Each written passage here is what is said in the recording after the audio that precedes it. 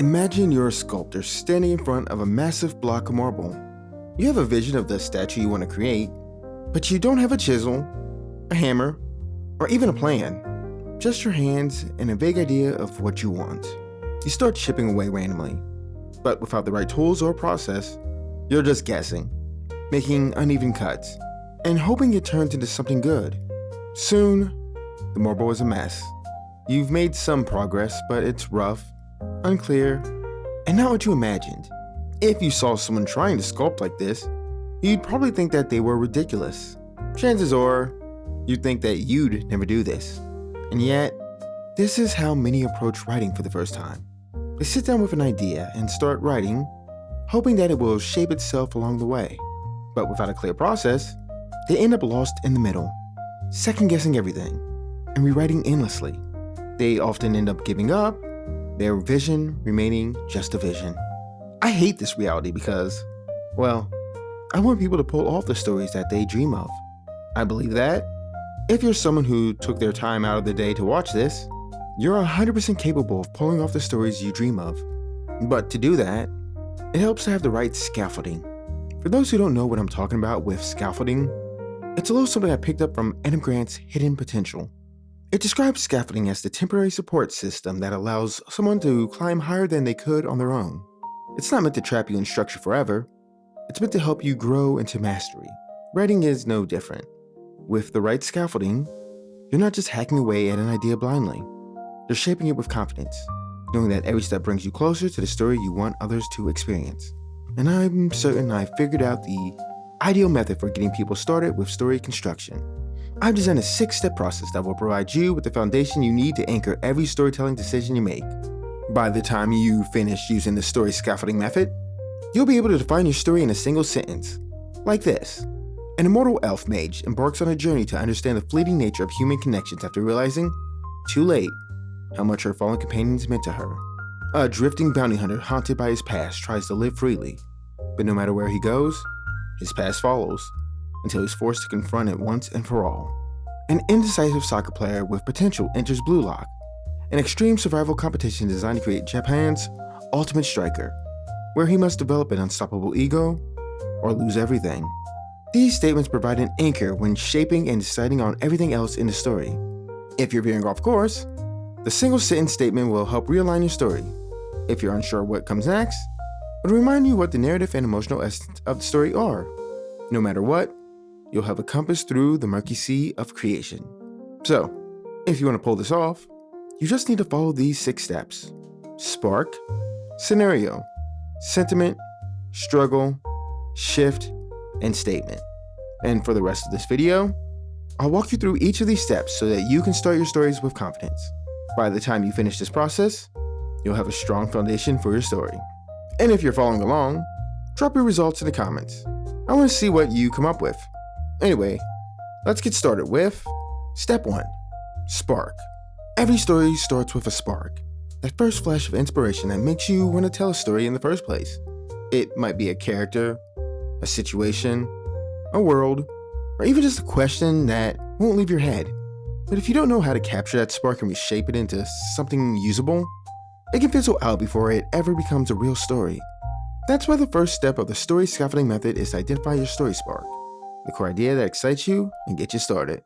There are 6 universal categories that every story spark falls into: people, a fascinating character who demands a story; scenario, a setting or situation that creates built-in conflict; situations, a powerful what-if that begs to be explored; themes, a big idea or philosophical question you want to explore; objects and imagery, a symbol, relic, or visual that holds deeper meaning; and stories, a myth, legend, or existing narrative that inspires you to put a new spin on it. No matter how complex a story becomes, its first spark, the thing that makes someone want to write it, will always boil down to one of those 6. For an example with me brainstorming real quick, I'm going to start with an object: the bending knives from Hunter x Hunter. There are these knives created by a serial killer blacksmith after every kill.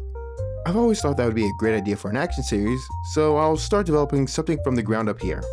So, now that I've got a starting point, I need to start shaping that idea. Which brings us to step 2, scenario.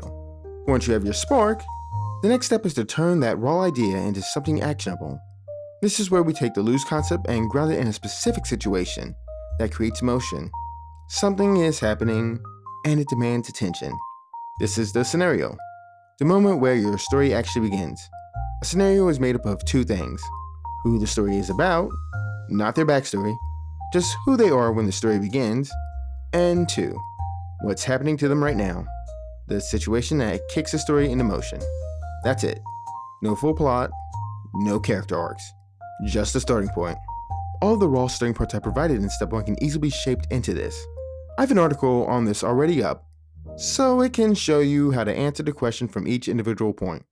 I'll focus on developing this from the object perspective of the Benny knives. So, in this case, I need to answer who is affected by this object, and what happened when this item entered their lives. Now, obviously, I'm not going to use the actual Benny knives, but create something inspired by them. In this case, I'm thinking the who is a relative of the victim. Or wait, actually, I have an even more fun idea. Drawing from some inspiration. What if the person affected by this object is a descendant of the serial killer? They grew up in the shadow of a monster, being seen as the child of a killer, not their own person. Some even assumed they'd become a killer too, as if it were in their blood. So, they go the opposite route to try and assert their own identity, including hunting for the weapons and destroying them. I can see quite a bit of potential in this for me. Of course, I need to next decide what the experience I have in mind for the reader is, which brings us to step 3, sentiment. Now that you have a scenario, a who and a what, you need to define the emotional experience your story is meant to create. This step is crucial because emotion is what makes a story stick. Readers might forget the details of the plot, but they'll always remember how a story made them feel. That's why before you define your story's core conflict, you need to answer this: what do you want the audience to feel by the end of your story? To help with this, I've created a list of 15 emotional experiences. Chances are your story will fall into a couple of them, though I recommend starting with one. As for what the 15 are, I found the following after a lot of work: exhilaration, suspense, fear, unease, awe, victory, heartbreak, despair, humor, devotion, fixation, betrayal, control, revulsion, and madness. I recommend going through these and understanding what each of these are. Definitions are all on the screen, and I'll include a link to an article on my site as well if you need an easier reference material. Anyway, pick the primary emotional experience you're going for. You can tap into more than one of these things, and likely will as things get going. I'm just all about starting with a small circle and expanding out. It's easier to layer in more experiences that form organically from one than it is to try and figure out how to put as many different things together all at once. In my case, I want exhilaration for my concept, seeing as I picture this as a setup for me to write all kinds of fight scenes. So, with that said, we move to my favorite step. Step 3.5, pressing the like button.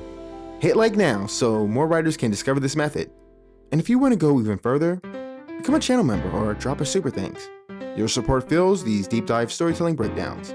And now, having said that, step 4, struggle. This is where you answer. What is the protagonist ultimately up against? This is where we define the external goal of the story, the clear, tangible objective that drives the plot forward. Many new writers struggle because they have a vague idea but no clear direction. The struggle step forces them to define what the protagonists are trying to do, what stands in their way, and why it matters. Luckily for you, I've already done all the heavy lifting when it comes to researching and refining what all the story conflicts come down to. Using this book, The Idea, I've developed a little something I call the 8 universal conflicts. All you have to do is select one, just one, of these 8 conflicts to serve as your primary conflict. I'll discuss how to layer in more and how it impacts things at a future date. Anyway, here are the 8 universal conflicts. 1. Threatened existence. Something is trying to kill me or us. The protagonist must fight to survive against an overwhelming force. The external stakes: death, extinction, annihilation. Examples of this include The Terminator, A Quiet Place, and Attack on Titan. 2. Life unraveled. Something is trying to destroy my life as I know it. The protagonist's world is falling apart. They must fight to regain stability. The external stakes of this are reputation, livelihood, relationships, and identity. Examples include Breaking Bad, BoJack Horseman, and Jujutsu Kaisen. 3.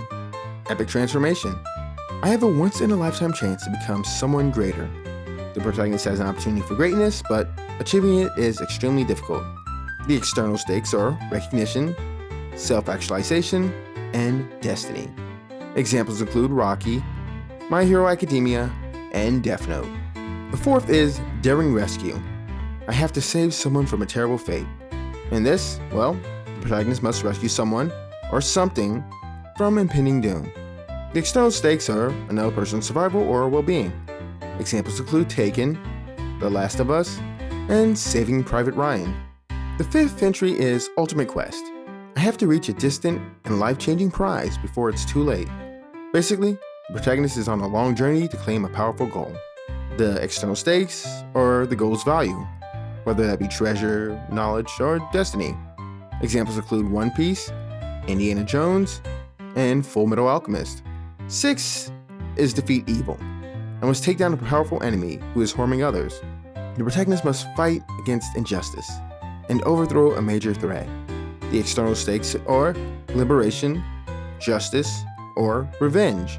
And don't get too caught up on I'm not gonna get into this right now. Don't overthink justice. Justice can mean many different things. Anyway, examples include Star Wars, Harry Potter, and Devil May Cry. The 7th is desperate escape. I have to escape a terrible situation that traps me.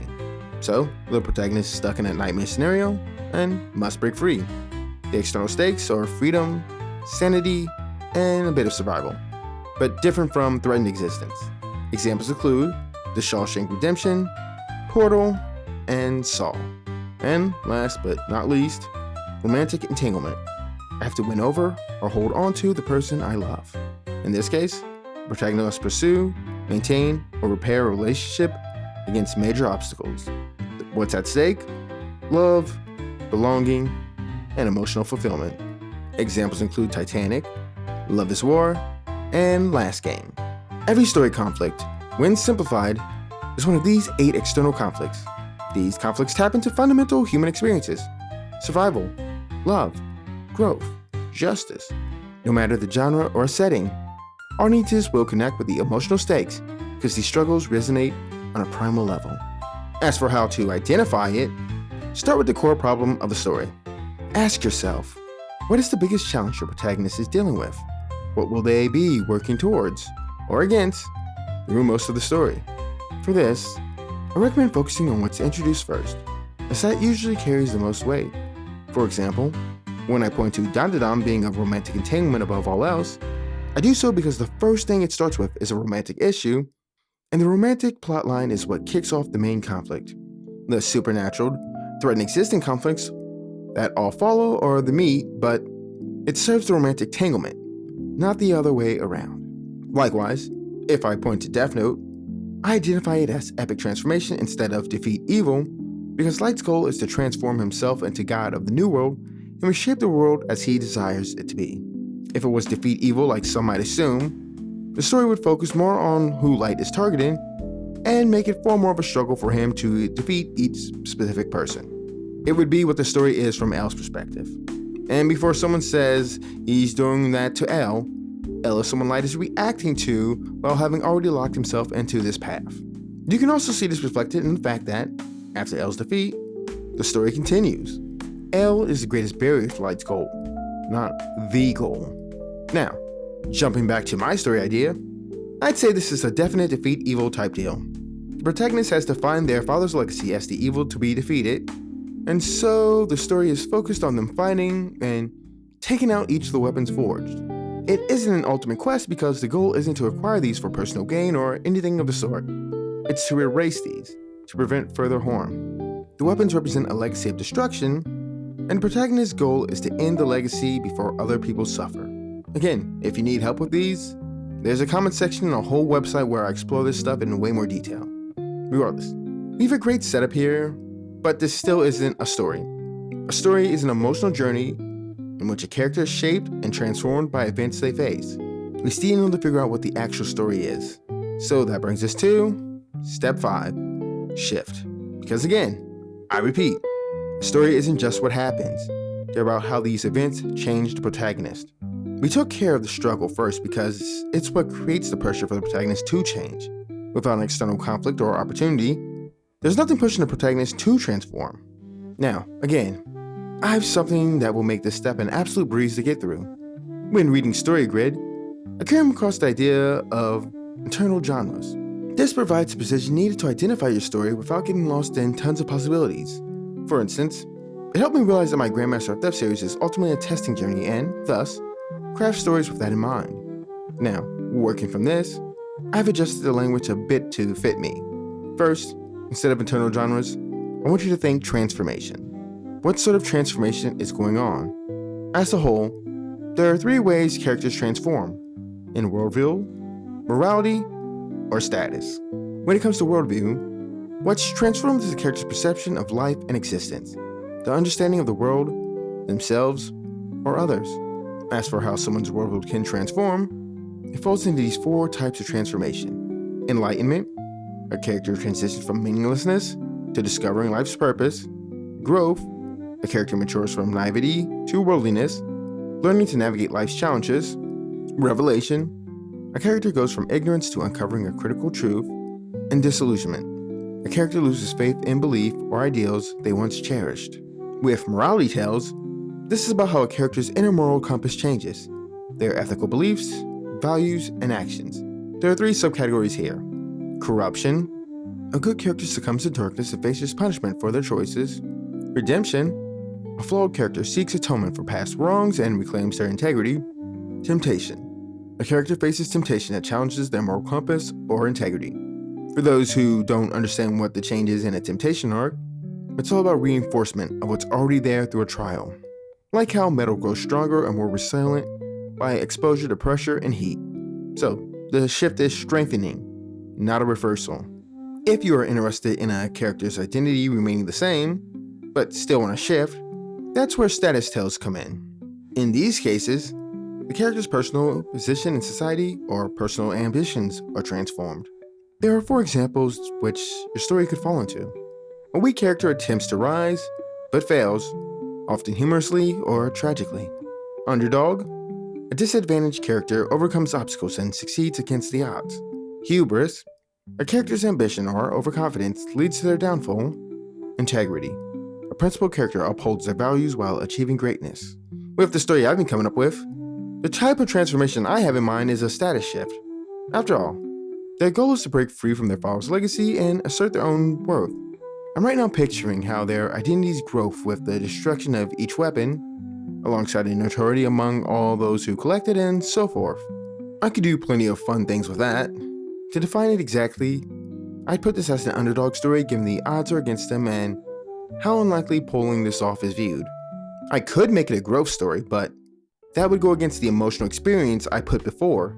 It's all about exhilaration, and growth would require me slowing down and focusing on training and all type of stuff like that. Don't want to do that, hence why I put this right here instead. Now, this brings us to the final step, since this is a lot here. Something that really stuck with me for my work last year is the value of simplification and refinement. So, that brings us to the final step, 6, statement. This is the core of your story in its most distilled form. If a plot point or an idea doesn't reinforce the statement, it's not essential. In fact, your statement helps cut the fat and stay focused on the story that matters. And it will help you quickly explain what your story is about. Now, your statement must summarize the following things: who the protagonist is, what they are trying to do, what's in their way, and what's at stake. None of this should be vague. And remember, the goal is not to capture every detail, just the core of what drives the story. Here's a template I made, so all you need to do is plug in the elements based on the previous steps.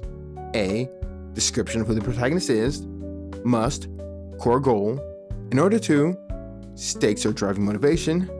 But, primary obstacle or opposition. With specific story types, you can tweak the wording to emphasize the key struggle. Like with status, use that when describing the protagonist. With for morality, use that. Same with worldview. So, some quick examples. A vigilante is pushed to his limits by a chaotic villain who seeks to prove that even the noblest heroes can be corrupted by fear and despair. The Dark Knight. A computer hacker discovers that reality is a lie. He must choose between staying in the illusion or fighting in a dangerous rebellion against the real world's oppressors. The Matrix. For the story I've been building throughout this, here's what I got. A man haunted by the sins of his ancestor embarks on a ruthless hunt to track down and destroy the deadly weapons forged by his serial killer father, before they fall in the wrong hands and unleash more carnage. Anyway, going through all this quickly can provide you the foundation for everything else you design. And seriously, if you're going through this, let me see what you're making in the comments. I actually want to know, since I want to make sure I'm helping you master storytelling.